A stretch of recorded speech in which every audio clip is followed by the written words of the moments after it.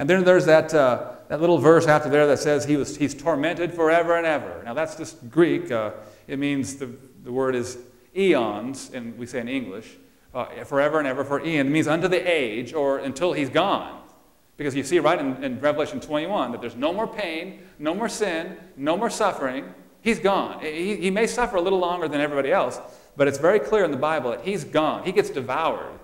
He's not going to burn on and be tortured for an endless, ceaseless age of eternity.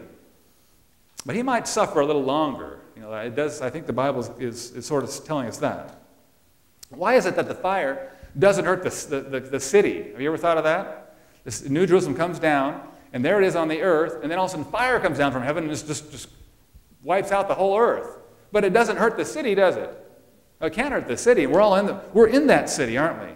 We're with Jesus. We're in the city. So we get to see this through those transparent walls. We're going to be looking out there and going, wow, look at this. And the fire won't even hurt us. Now, in the Bible, can you think of a time when fire didn't hurt God's people, but it did hurt the wicked people? You can think of maybe the fiery furnace. Shadrach, Meshach, and Abednego, they were thrown into a fire, and what did the fire do to them? Nothing but burn off their ropes that tied them. But it did kill the soldiers that threw them in, didn't it? It's selective fire. God has the same fire. God's fire is selective. It destroys the wicked, but it preserves and cleanses the righteous. Question 16, will the fire ever go out?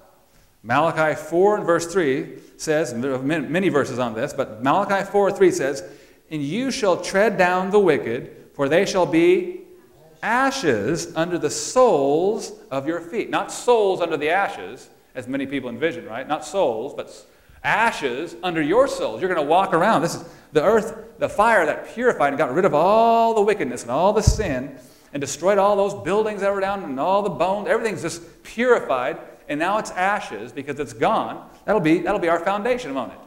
It's going to be gone. No more. Question 17.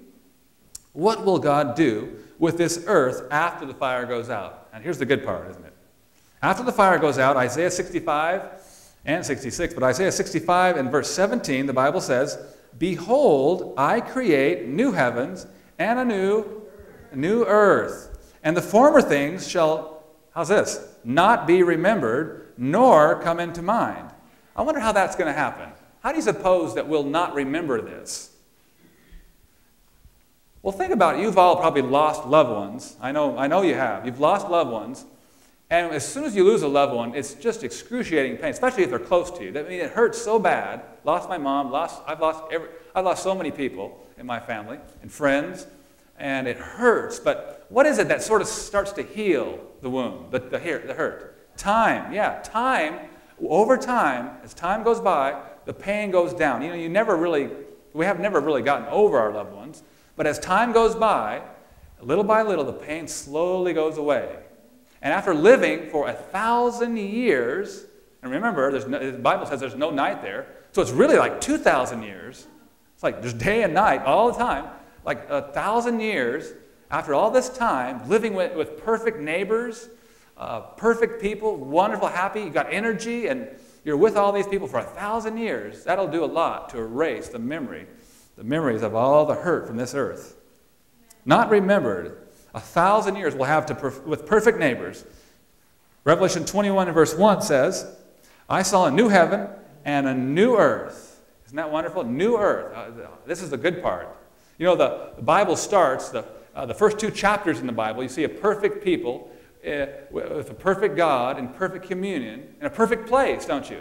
The first 2 chapters is perfect, and then sin comes in there, and then they lose it all. And then they go through the whole Bible, and Jesus comes, and all this stuff, and the Bible goes through trying to redeem the lost, and then you end up in the last 2 chapters, and you have the same thing. The first 2 chapters are restored, aren't they?